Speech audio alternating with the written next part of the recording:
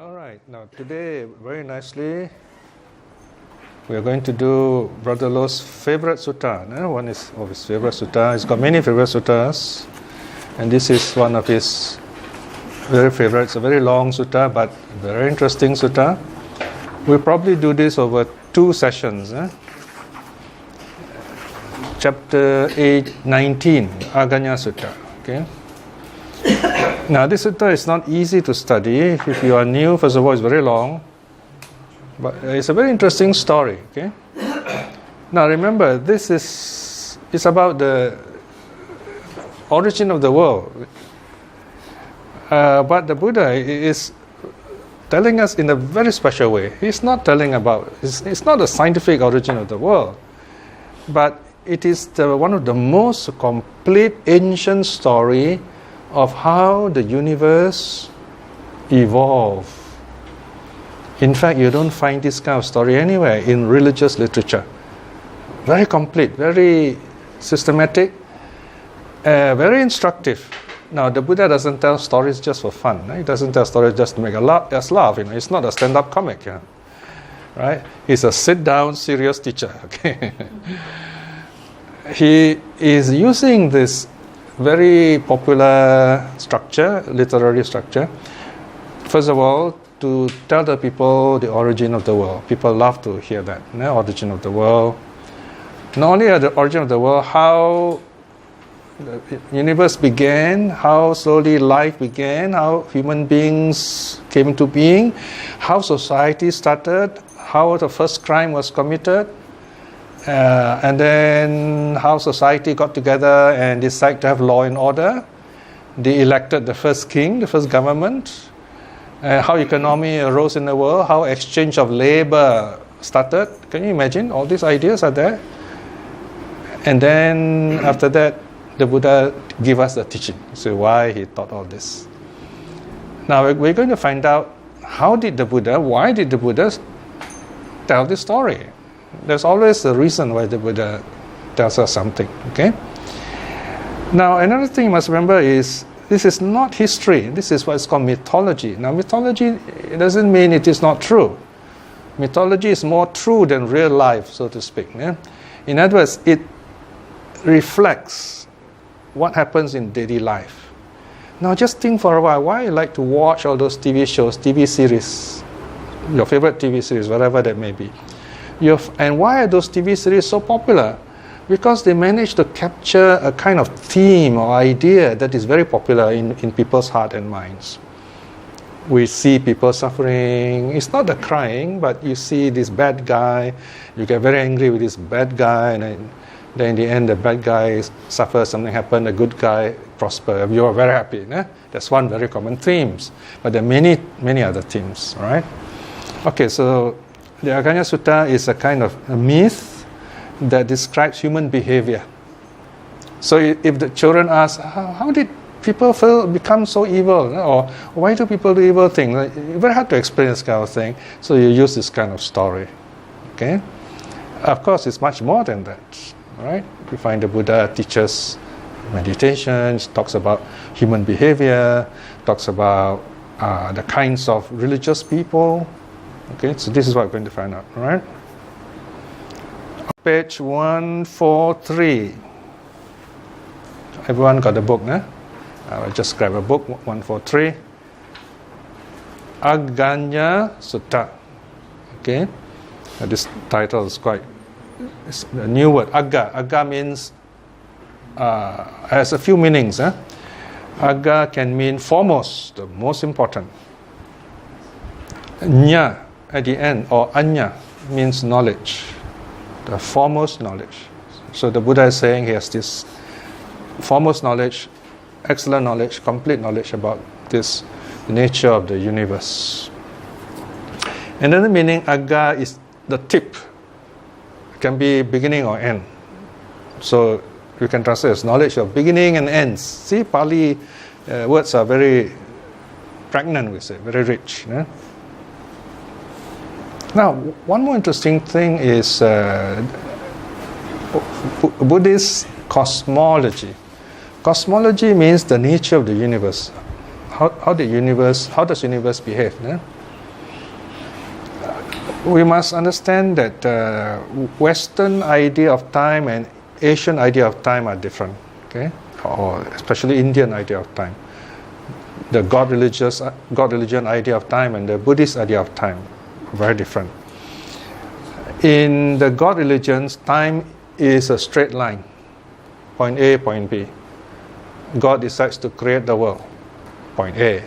Then he decides to destroy the world, point B. That's it. Before, after, we don't know. Don't ask anything. You get sent to hell if you try. So this is the idea, all right? Not very satisfactory, unfortunately. A lot of problems. And slowly, over the generations and centuries, people are learning to understand this is not a very good idea. But it takes a long time for people to reject wrong ideas. You look at history of religion. 1,000 years ago, wow, people are fighting and killing each other over religion. 500 years ago, still doing that. Not too bad, but they're doing it a little more refined though. But recently, still not too bad, but of course you've got mass bombing still happening. But you have more freedom today to think on the nature of religion. We know more about religion today. You have a chance to be wise and happy, but there are still many more who just don't want to think for themselves. So there is still this problem of ignorance. So our work is never done in that sense. So the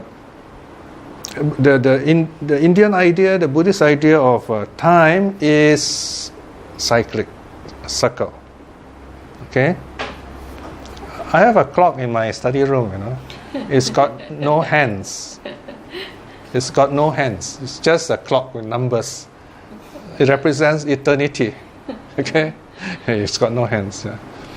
So, cyclic means, okay, I ask a simple question. Where did time begin? How are you going to answer that question? No answer, huh? Because everything happens in time. Time is a mental creation. You notice if you like the meditation, you say, hey, how come so fast finished? Huh? And if you don't like it, say, oh, yeah, when is the bell going to ring? When is it going to finish? Right? And if something is important to you, time seems to fly. So time is relative. You got two kinds of time. One is called the clock time, the tick-tock time. Right? You got to go to work on time. You wait for that 5 o'clock or whatever, the end of office hour. That's the clock time, the Olympics time. The other one is called organic time. When you live a simple life, you love the Dhamma, you're happy, you find you have a lot of time in the world to do whatever things you like. People like to say, I have no time. That's not real, that's not true. It's your choice how you make use of time. No? You see, this is only one volume. No? I have produced 60 over volumes of this over the last 16 years. Right? Because I told myself, I don't have to worry about time, and I just do as I feel. So sometimes I just do one paragraph on it, a little bit. Or sometimes I say, I'm tired of doing that, I'll take a few weeks break. But I find I can't take too long a break because life becomes boring after that. What to do? You go out into the world, everything is the same. You know, people are quarreling and people are selling things, buying things, and doing this and doing that, getting into trouble, always unhappy. I say, oh, suttas are better. So I have to come back here. So 16 years, you know, these suttas have been coming out. So there is time. If you love something, you enjoy doing something, there's always time. It depends on your priorities, where your heart is, where your mind is. Okay, so that's the cyclic time, and meaning this time is mind-made. Okay, and then when you enter nirvana, you're beyond time, time-free. Once you're free from time means no life, no death. That's a very interesting concept of nirvana, timeless, beyond time and space. Time and space are both connected. All right, so you can imagine the Buddha has given us this fantastic concept. Yeah? All right, so this Aganya Sutta, look at the number, top right hand corner. Before that, the translation, the discourse on the foremost. Okay? I think should be knowledge of the foremost knowledge. No? Okay, just correct that. D27. So this is Digha Nikaya. So the Buddha teaches this kind of sutta to impress the non-Buddhists. Okay, you can't practice this kind of sutta, but definitely you can tell stories, and people love to listen to story, and they say, "Hey, I want to practice. How do I practice?" Okay, so that's what you use to introduce them to the Dharma. Okay.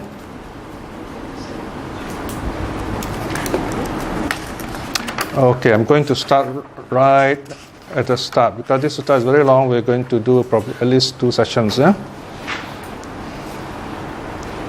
Look at page 148, the discourse on the foremost knowledge. Yeah?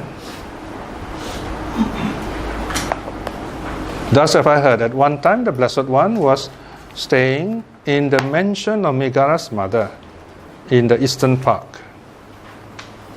Pubarama. Puba means east. Arama means park. Near Savatthi. At that time, Vaseta and Bharadwaja, aspiring for monkhood, were living as probationary monks. Okay, these 2 young people, they're young men, they were Brahmins, Brahmin youths. Now, who are the Brahmins? Brahminas, the priest class. In India, Buddha's time, there are 4 classes. The Brahmins were for centuries very powerful. They were the priests. Even in the Middle East, Mesopotamia, Sumeria, Akkadian and so on, it is where Iran and Iraq are now. That's one of the oldest civilization in our history. The first powerful people were the priests, because they were the ones who could tell stories and people believe them because people know nothing beyond what the priests tell them. So the king were also priests, or the priests became kings, very powerful. So I think this idea probably also spread to India, right? So the priests were very powerful for centuries. They defined what life is, what death is, what goodness is. They introduced rituals, and of course they just sit down there, do the prayers, and became rich, very powerful. Everyone had to respect them, even the kings. So the priests were the first class, the most important. They say we are born from the mouth of God. Brahmin views, then they become full-fledged monks. Okay, so this is the problem. The Buddha asking them, "How do you feel?" Next paragraph. One evening, got it? One evening, the Blessed One emerged from his solitary meditation, went outside the mansion, and was walking up and down in the mansion's shade in the open air. Right, so the Buddha does his solitary meditation twice a day, once at dawn just before sunrise, and then once more when the sun is setting. And then after he comes out, he do exercise, walking up and down. So the Buddha also exercises up and down. That's why he can live up to 80 years, Every day he does this walking meditation as well as exercise. So he was walking up and down, and then these 2 young Brahmins saw him. Okay, next section. 2, Vaseta saw the Blessed One living. So to cut short, everything repeats here. So they saw the Buddha coming out, and then the Buddha talks to them first. The Buddha says, "Avuso Bharadwaja."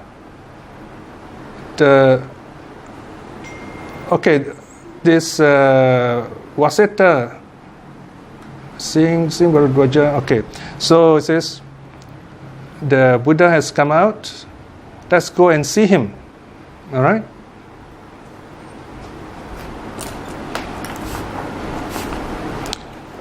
Then, section 3.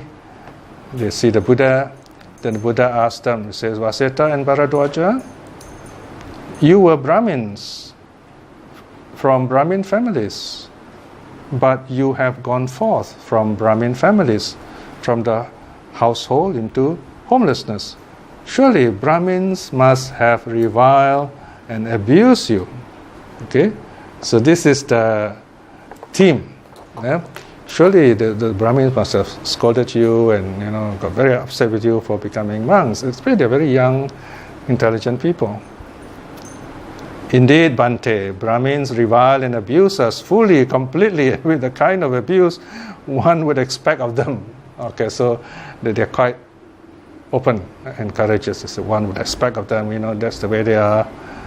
And then the Buddha asks, "Okay, how did they scold you? How did they abuse you?" And then further down, Bhante, the Brahmins say, the Brahmin is the best class. Any other class is inferior. The Brahmin is the fair class, other class is dark. Only Brahmins are pure, not the non-Brahmins. Brahmins are Brahma's own sons. Brahma is the name of their high god. The offspring from his mouth, born of Brahma, created by Brahma, heirs of Brahma. Instead of Brahma, I just put capital G God. This is what their sense, their meaning.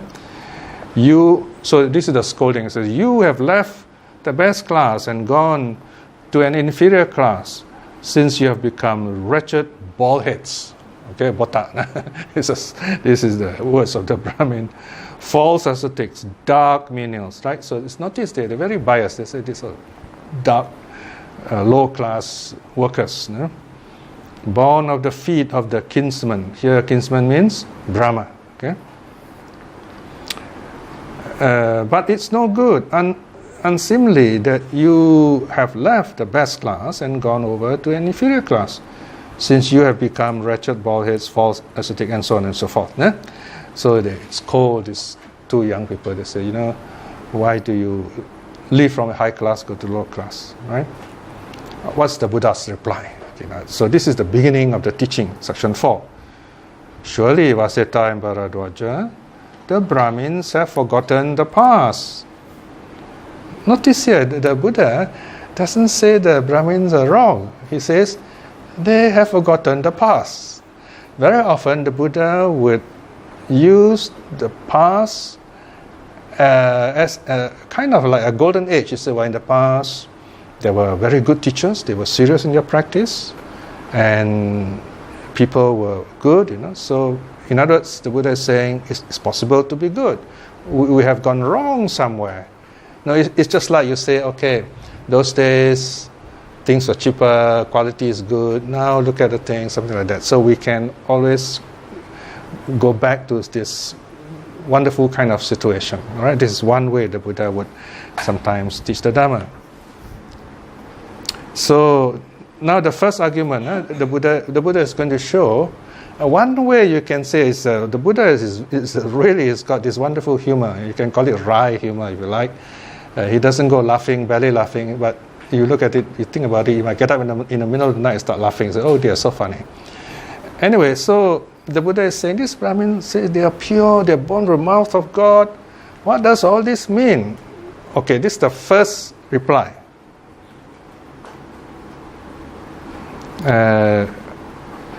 Can you see the word indeed? All right, go a bit down. I'm on page 149. Have you found the just before 82, above 82? Can you see anyone cannot find? Just ask your neighbor, or put up your hand. Indeed, we can see the Brahminis. Brahminis are the Brahmin women, the wives. We can see the Brahminis, the wives of the Brahmins, who have seasons, polite word for periods, and bear children, and give suck, give milk. And these yoni-born or womb-born Brahmins say thus that they are the best class, they're born from Brahma's mouth, all that. So here, notice the humor, we call it wry humor. So this Brahmin said they're born from Brahma's mouth. Anyone knows they're born just like you and I, from the mother. What's this big deal talking about being born from Brahma's mouth? So you see the Buddha's immediately first answer already very humorous and very kind of direct.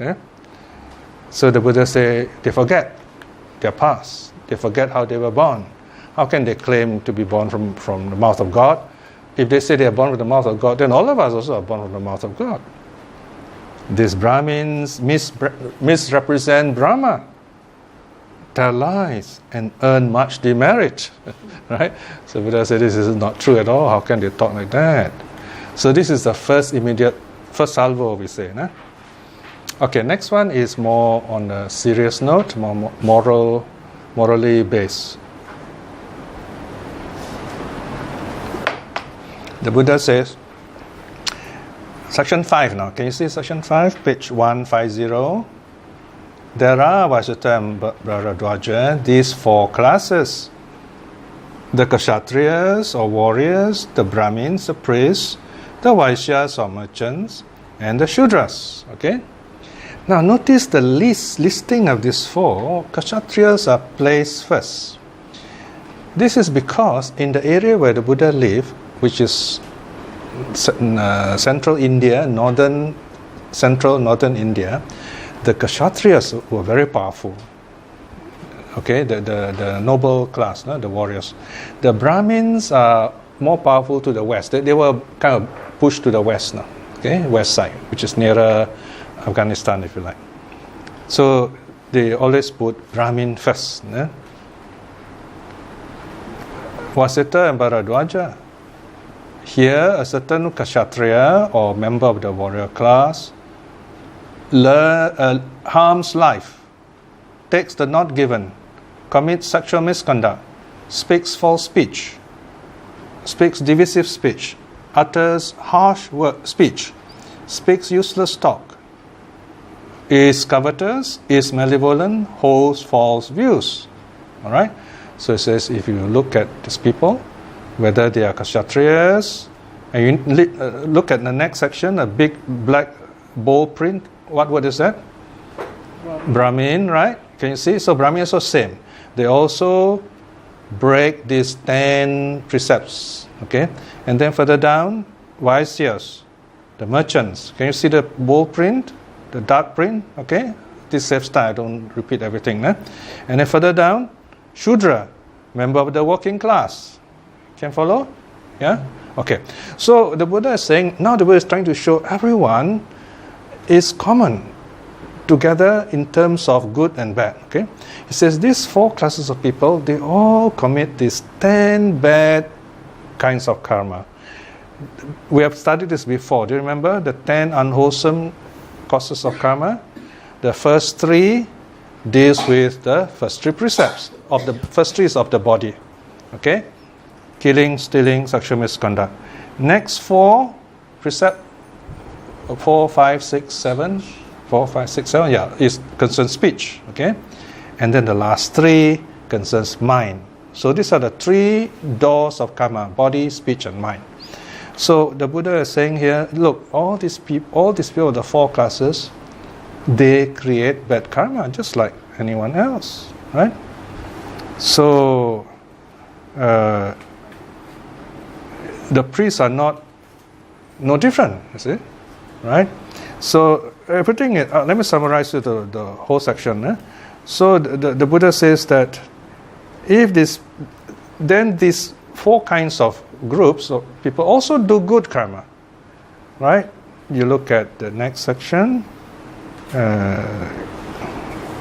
Can you see 6? 6, ne? Vasita Bharadwaja. Here a certain Kshatriya, member of the warrior class, refrains from taking life. They keep the precept. Refrains from taking the not given, refrain from incelibacy, refrain from divisive speech, refrain from harsh, false speech, refrains from divisive speech, refrains from harsh speech, refrains from useless talk, refrains from covetousness, refrains from malevolence. Malevolence means ill will, bad-heartedness. Refrains from false views. Okay?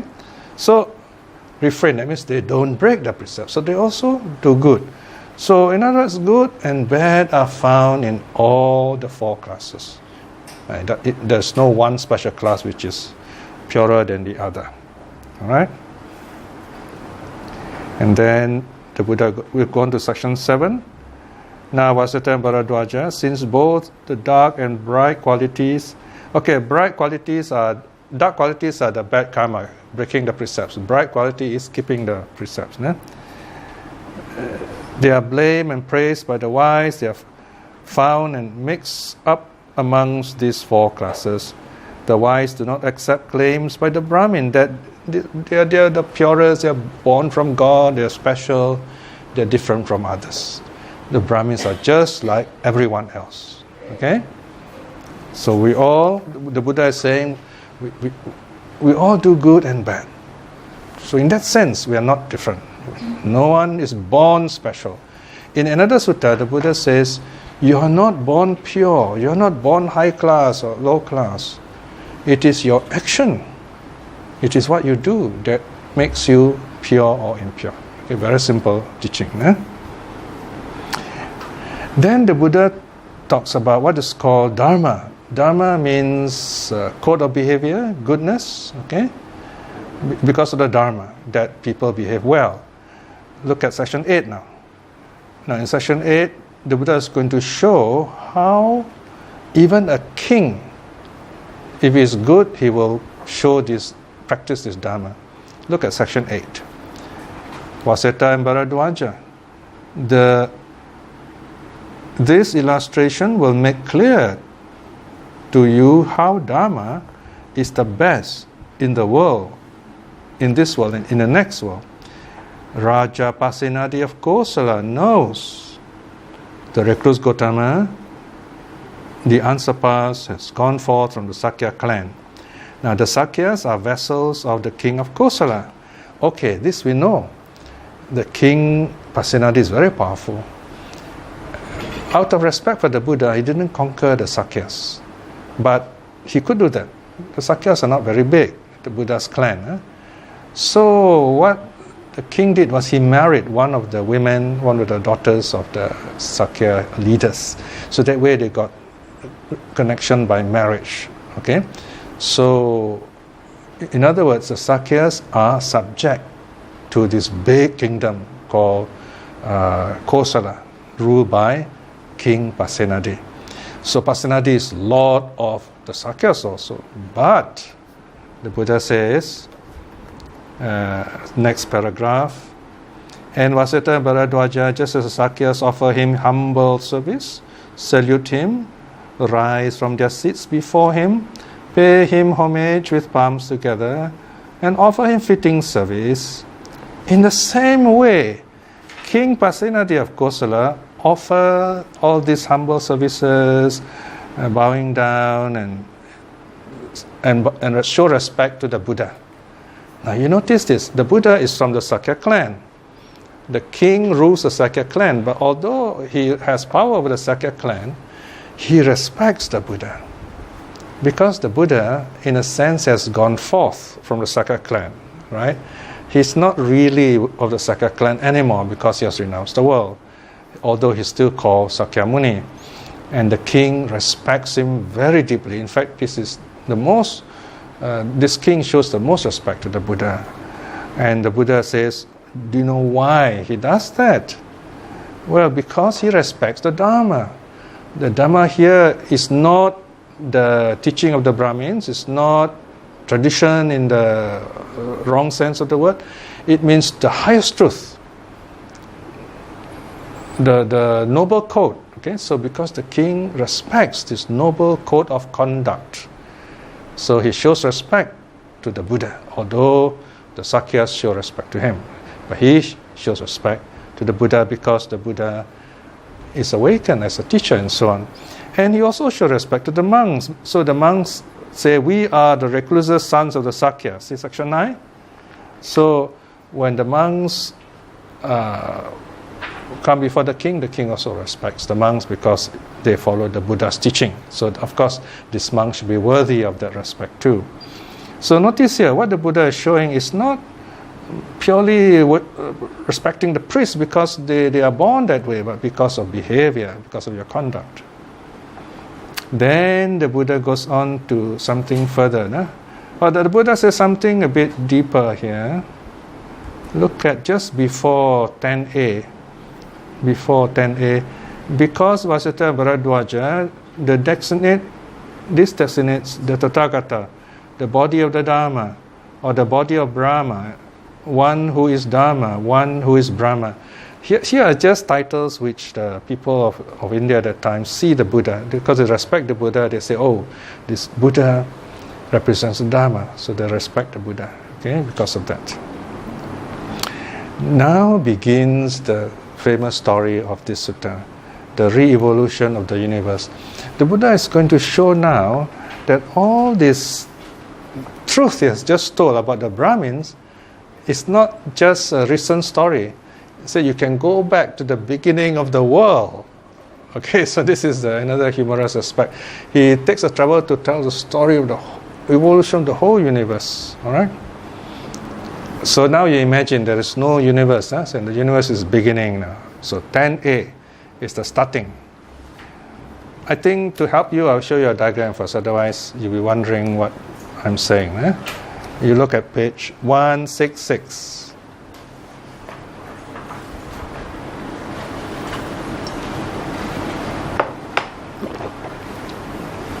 Buddhist cosmology. Okay. See the first diagram. Start at 9 o'clock or 10 o'clock. The Big Bang. Can you see the Big Bang? Okay. This is when universe exploded according to modern science.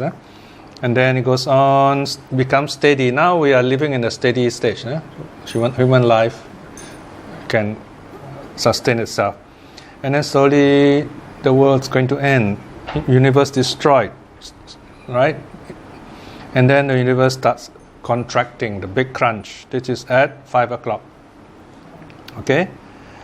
And then steady state again. That means no universe. And then it starts all over again. Okay? So if you put it on the linear progress, the next diagram at the bottom you can see is a sine curve. Okay? Contracting universe, steady state, expanding universe, steady state. Okay? So in other words, the universe is like a heartbeat. It expands, and steadies, then contracts, steadies. Now this is the only ancient religion that talks about universe this way, okay, a pulsating universe. This is 2,500 years ago, mind you. So, and today scientists are more or less, they keep to this idea, although they disagree with which aspect is more detailed. All right. Okay, let's see how the Buddha says this. Look at 10a. There comes a time, Vasita and Bharadwaja, sooner or later, after a long period of time, when this world contracts. Okay, the word contracts means dissolves. Dissolve, disappear.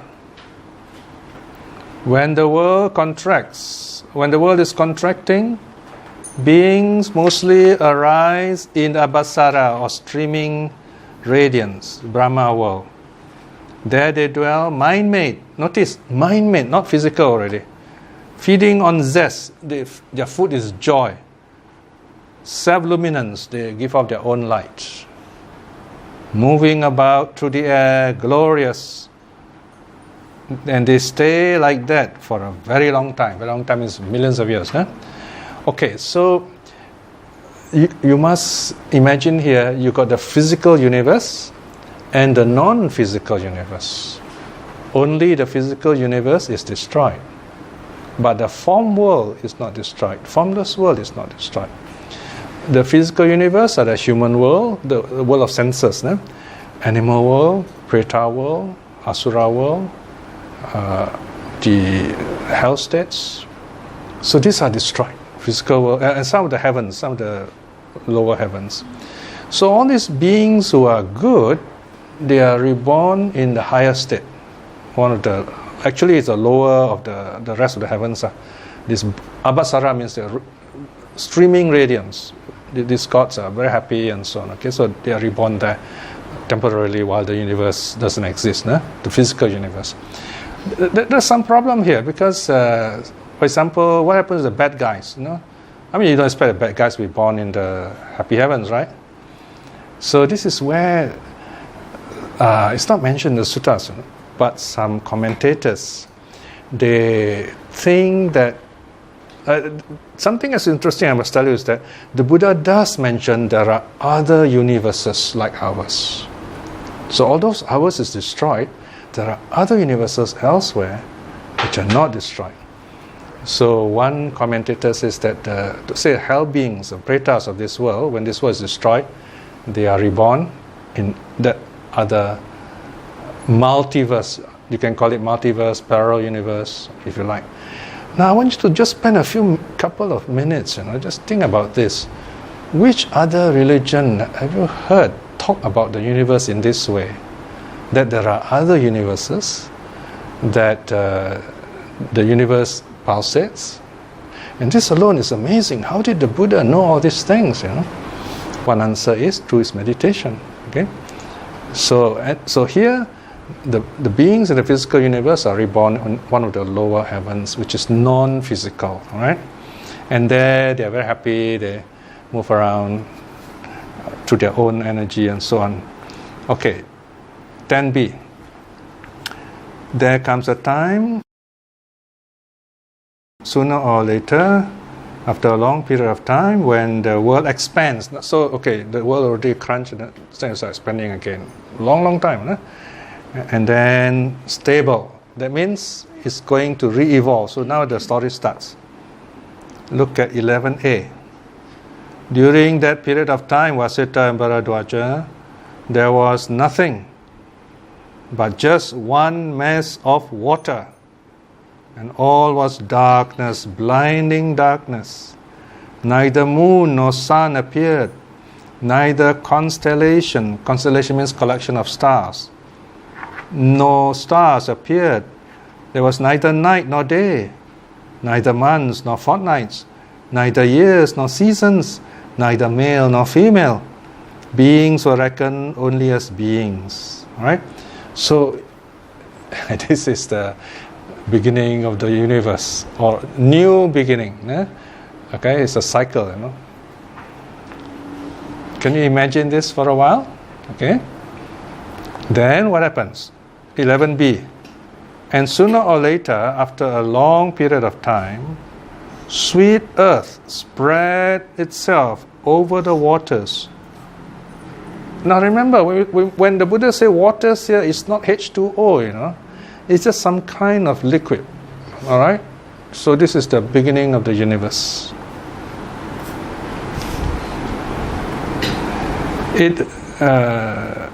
It looked just like the skim of cream that forms over hot milk as it cools. It was colorful, fragrant, tasty like ghee. Okay, ghee is an Indian oil.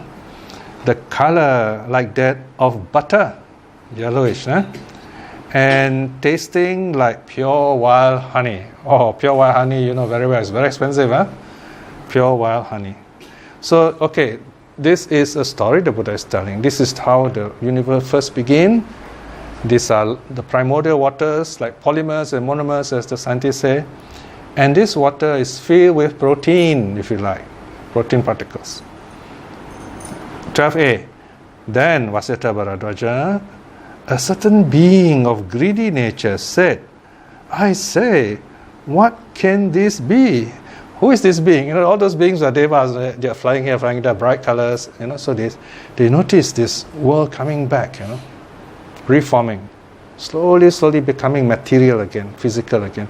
And then they see this protein material and say, oh, what's this? Very curious, And tasted the sweet earth with his finger. Having tasted the sweet earth on his finger, craving came over him. Then Vasita Bharadwaja, other beings following him, sat upon the sweet earth and tasted it with their fingers, covered with it too. And having tasted the sweet earth with their fingers, the craving overcame them. So they ate more and more. And then they began to take more of it, and they take it by the mouth, by a handful, and by the mouthful they started taking it like that. Okay, now I've got to tell you something else about the Buddha's humor. All these little stories, bits and ideas the Buddha is using, like using finger, using hand to eat, is like warning the monks that this is the wrong way to eat. You see, the monks not supposed to, use their finger and eat. They're supposed to eat properly. Put the food at the end of their hand and then slowly put in the mouth. Not to open the mouth until the food touches the mouth, like that, You can't say, they don't. They take the food up slowly, it touches the mouth, then only they. So the monk's supposed to do all this, right? So here, you have a different situation where these gods are coming and ravishing all these delicious kind of food-like things on the soil, on the ground. All right, look at 12b. And Vasita and Bharadwaja, having eaten these lumps of sweet earth with their hands, they lost their self-luminance. Suddenly the battery don't work anymore. No more brightness. They don't need external. Nah, exactly. You see, before this, how did they get all their brightness? It's through their own good karma, right? They were devas. But once they started eating all these worldly things, they lose their natural brightness. Nobody did it to them. It just happens. In other words, they became more physical because they took the wrong kind of food. Before that, the food was joy, remember? Zest, joy. But now they took physical food. So the physical food gets absorbed and then they lose their brightness. It's just like you take the wrong kind of food, you lose your radiance also. Oh, can we say that because there is external food that the body no need to work anymore, so it becomes lazy and just... Okay, that's interesting, yeah. So, because you see, like when I'm doing my sutta translation, if I take a lot of physical food, I feel sleepy, can't work, But then I think about it, I say, you know what, the sutta very interesting, and I feel with joy, so happy now. Then I can work. I don't know whether you notice this or not. It's the energy that makes you work, not the food, The food makes you lazy, right? So it's something like that. So there's always some kind of psychology. If we look carefully, underneath all these words, a very interesting psychology, right? Okay, so the gods lose their brightness. Then slowly the world has evolved, all right? Now look at 13a now. And Vasita and Bharadwaja, those beings continued for a very long time feeding on this earth. So to cut a long story short, so they went on feeding, very nice. And then the more they do that, the harder, the more solid their bodies became. Remember, before this, they were like air. And then slowly become more and more solid. More and more solid. All right? Notice, this is a story Buddha is telling you. The audience are listening, and wow, they are like watching TV series. They love this. But there was no TV in those days. So they love this kind of stories, all right? And then look at 13b.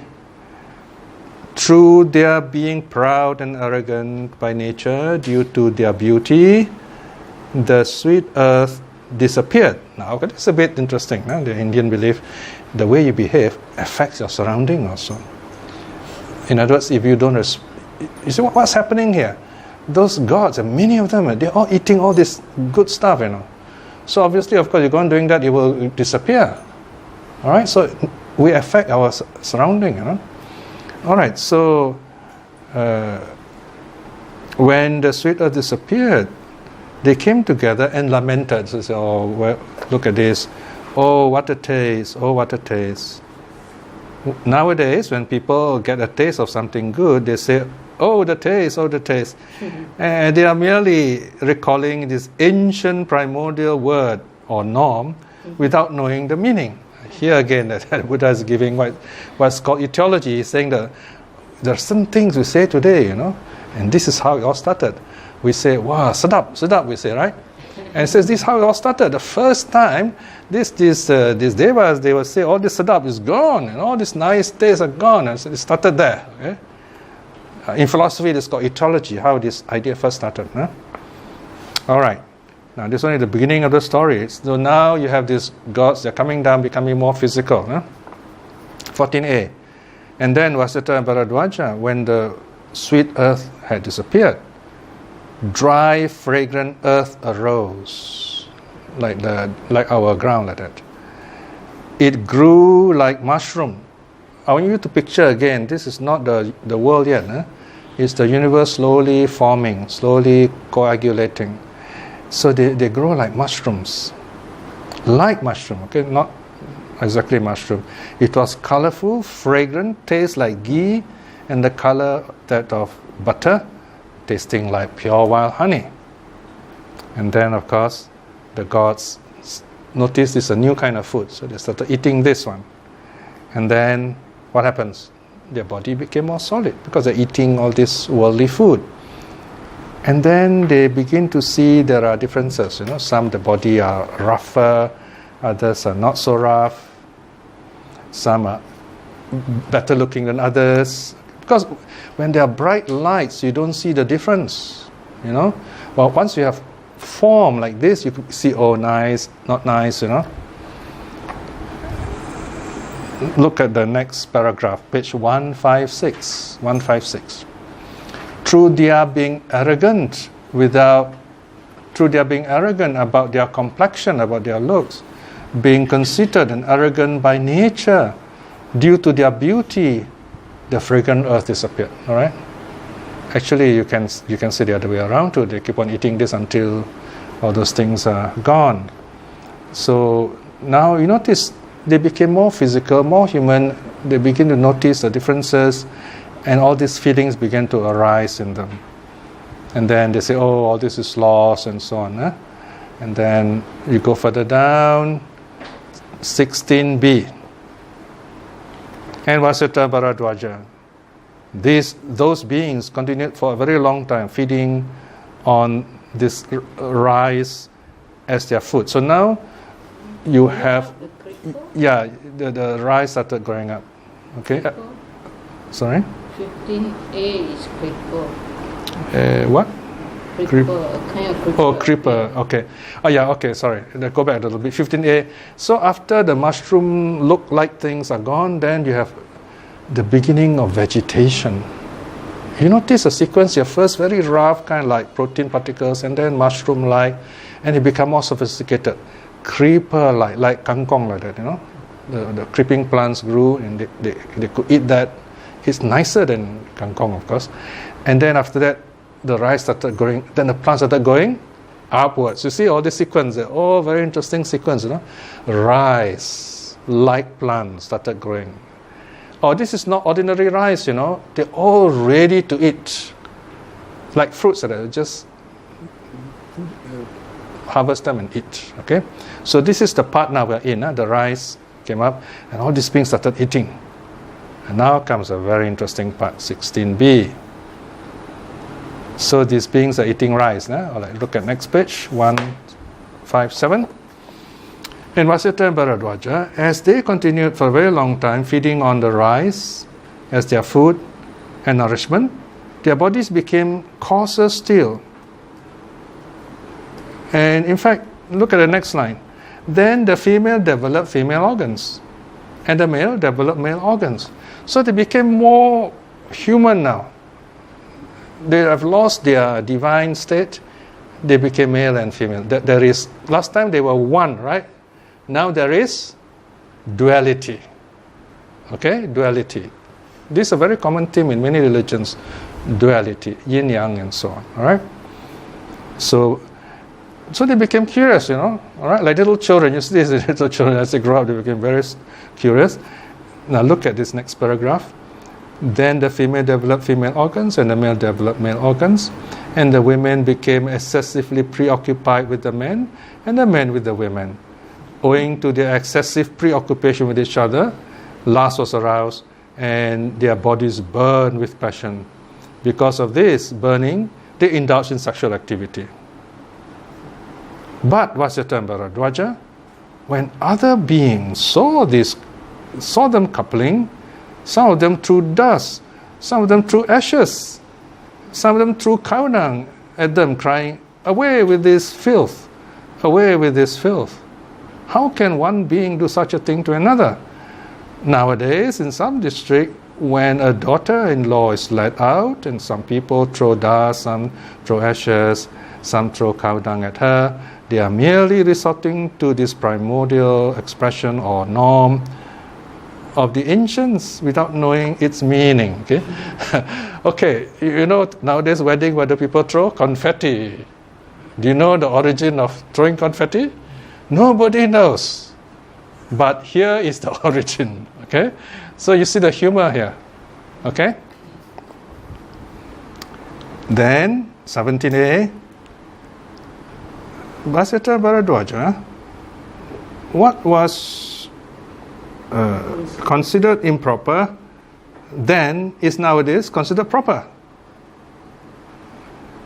Vasita Bharadwaja, in those days, those beings indulged insects were not allowed into the village or town for a month or two. Since those beings fell into excessive or uncontrollable intoxication with this immorality, they resorted to building houses just to hide their immorality. So this is an amusing story. How a first house was built, and why the house, it's a small hut actually, is to hide their activity, right? Well, that's how it's for, isn't it? Okay, so now can you see the humor that the Buddha is trying to say? Because the monks are said to be those who have left the home, right? So the home is for baby making, right? You have no home, so you are different, right? He tells the monks. So he's warning the monks why they are different from lay people, right? Okay, now things are getting more interesting. Look at page 158. More social ideas come in. 17b. Then Vasita Bharadwaja, it occurred to a being lazy by nature. Okay, I think, sorry, take a break. Yeah? Okay, short break. Yeah, you need break? Oh, you want to finish? Okay, it's very interesting. Eh? Okay, today's special, birthday energy. Okay. Yeah, this is a very interesting story. We don't want a break, all right? Oh no, it's too long. Okay, then until 11 o'clock, Okay, right. So these beings, there's a few of them lazy by nature. I said, now why should I trouble myself gathering rice for my dinner and for my breakfast in the morning? You see, what they did those days was, when they're hungry, they just go, they take and eat. Right? Evening, they just go, take and eat. That's all. Everything is growing fresh all around them. Here, the Buddha is hinting to the monks. What do the monks do? They get up in the morning, they go for alms round. All right? And then they eat. That's it. Okay? Now, the story not finished yet. A bit more. Then, section 2. Oh, wait. Okay, sorry. 17b. Now, why should I trouble myself gathering rice for my dinner and for my breakfast in the morning? Who's saying this? This lazy guy, nah? Why shouldn't I gather it all at once for both my meals? And so he gathered all at once for both dinner and breakfast. So he said, easy lah, just keep, don't need to go and collect some more. Right? So here the Buddha is indirectly warning the monks, say, don't store your food. Okay? Now, the reason is simple why monks should not store their food. Food rots, and the monks will get sick, and no one is going to take care of them. All right? Okay, so what happens next? Section 2, round number 2. Then Vasita Bharadwaja, another being. So, okay, let me summarize. So, another being comes and says, hey, what are you doing? And then he said, well, I've collected, for 2 meals. So easy. Why is trouble to go and take? So this other being also follows bad example. And so more and more of them do that. They follow the bad example, okay? And then they go on like that until they only collect once every 8 days. Can you see that? Just before 17c. All right? So they started collecting, piling up food. They became more and more lazy. Then, so 18a, then Vasita Bharadwaja, the beings came together and lamented. So they stored up their things, and then what happened here? So let me just summarize, otherwise a lot of repetition. Somebody got lazy, they say, oh, I don't have to do anything at all. Why don't I just take what other people have? I just go there next door and take. What is that called? Stealing. That's the first occasion of stealing. Okay, so notice here the Buddha is telling a story. How did stealing start, for example? So this is a mythology, okay? People went there, they were lazy, they just took like that. And of course, people are not happy. They say, oh, you have taken, what I have gathered by myself, right? So what I have harvested. So they were not very happy. Yeah? And what did they do? Look further down. I've summarized for you because a lot of repetition here. Look at 19b.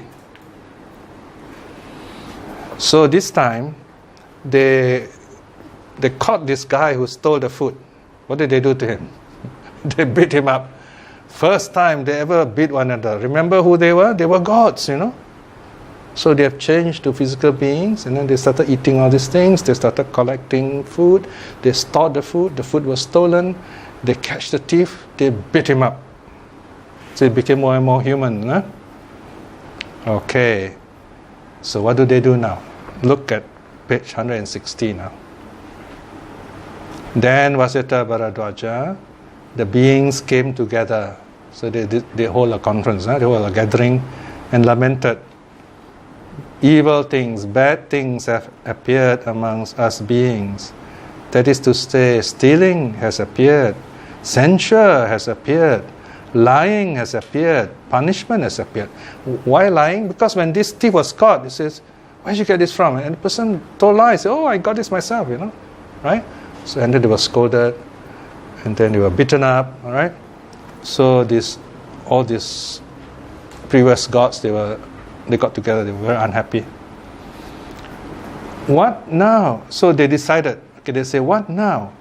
If we were to appoint a certain being who would reprimand those who deserve reprimand, censure those who deserve censure, and banish those who deserve to be banished or deserve banishment. Then in return, we would provide him with a portion of rice. So they decided, we must appoint someone to be like a judge, like a ruler, So to scold these kind of bad people, or maybe even banish them, punish them, But then he has to do the job, So okay, we'll give him some food, So this is the first job, the first labor, first economic activity. So you notice this is how the Buddha tells this amazing story. In philosophy, this is called etiology, how things first started. In every culture, they have this kind of story. In China, they have the first story of how roast pork started. Do you know that? Do you know how the story started? How roast pork started? Well, it's a simple story. They somehow, there was some wild pigs, I think, and then they got caught in this forest fire, and the pigs all were burnt, and then they cut out the pig and they said, wow, it's delicious, and then they got roast pork. That's how they started, So even the Chinese got this kind of story how roast pork started, right? So something like that. Every culture got this kind of stories. Okay, so we're coming near the end. So they decided to appoint someone, and who did they appoint? So Vasita and Bharadwaja, they went to the one amongst them who was the handsomest, the best looking, the most pleasant, and the most capable, and said to him, come now, good being, reprimand those who deserve reprimand, censure those who deserve censure, and banish those who deserve banishment. Then in return, we would provide you with a portion of rice. And so they appointed the first judge, ruler, all right? Okay, now intermission. Okay, so this is halfway. After this, the Buddha gives his teaching, about why he tells this story.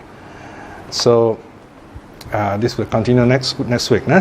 So here you see the Buddha telling a story how, number one, the nature of the universe is pulsating, expand, contract.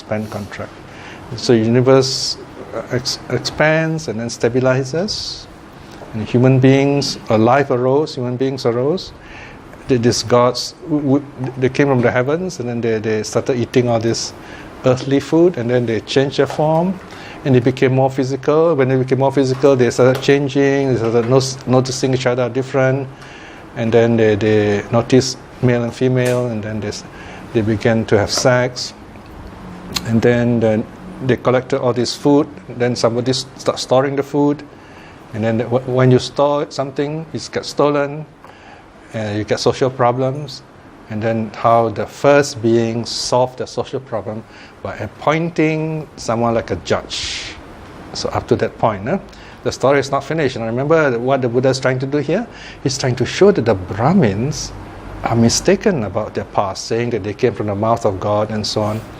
By this story, the Buddha is trying to show all human beings evolve the same way, in a very grand way, of course. Okay, any questions before we celebrate this special day? Can follow or not? If you cannot understand any part, just ask. No? We got a question. Yes, yes. Teacher, I'm just wondering, talking about devas. So actually, the whole thing started from the devas. Okay. In a way, yeah. The devas needs to eat. No, remember in the story, the devas feed on joy. In other words, as long as the joy is there, that's their battery, if you like. Okay, that's their karma.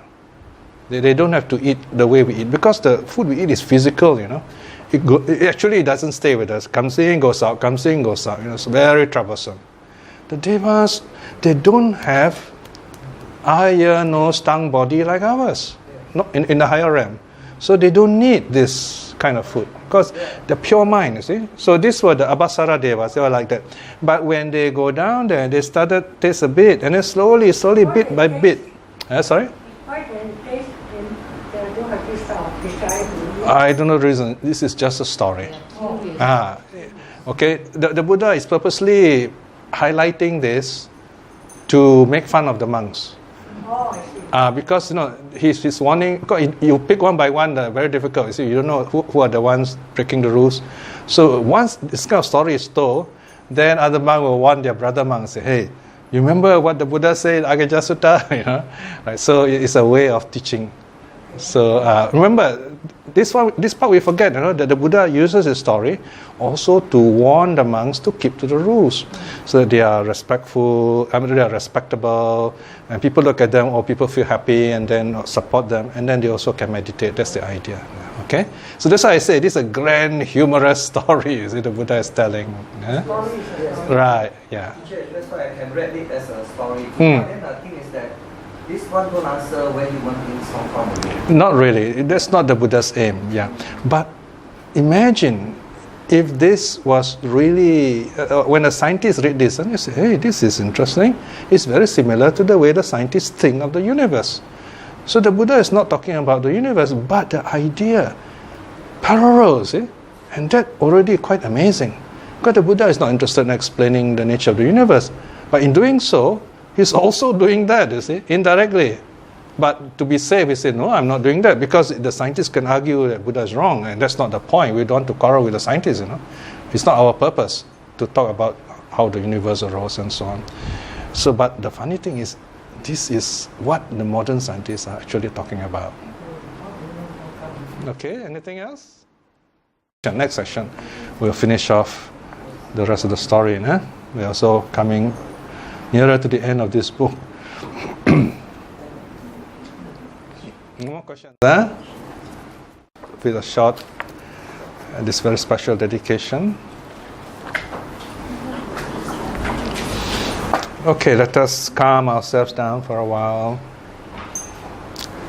Now, the fact that we all are sitting here together, discussing one of the most important activities in our lives, learning the Dharma, something very precious, the greatest gift that anyone can give another, the teaching of truth, so that we can be happy ourselves in this life and hereafter. And here we are gathered together in this premises, in the home of Brother Lo, whose birthday is today. So, by all these good deeds we have done, by all this wonderful good karma that we all are doing together, studying the suttas, doing our meditation, keeping the precepts, practicing generosity and kindness, fellowship to one another, and many other good things. We dedicate this to his well-being, to his happiness, and to his growing wisdom. They may continue to do all this wonderful good work in the Dharma. And also, by the power of all these good things we have done, by the power of the three jewels, let us remember that we too need to be well and happy so that we can practice the Dhamma effectively and see its fruits in this life itself and approach the path of awakening so that we too can walk the path and attain at least stream winning in this life itself. Then we, by the power of the three jewels too, we want our families and loved ones and friends, people we know, to be well and happy, that they too may see the true teaching and be well and happy in this life itself. May those who are practicing the Buddha's teaching to walk the path of awakening in this life, and may they see the fruits of the path here and now. And also by the power of the three jewels, may those who are lost, who have difficulties, those who misunderstand the Dhamma, may they too quickly realize themselves to see the truth of the Buddha's teaching and awaken in this life itself. May all beings be well and happy. Sadhu, sadhu, sadhu.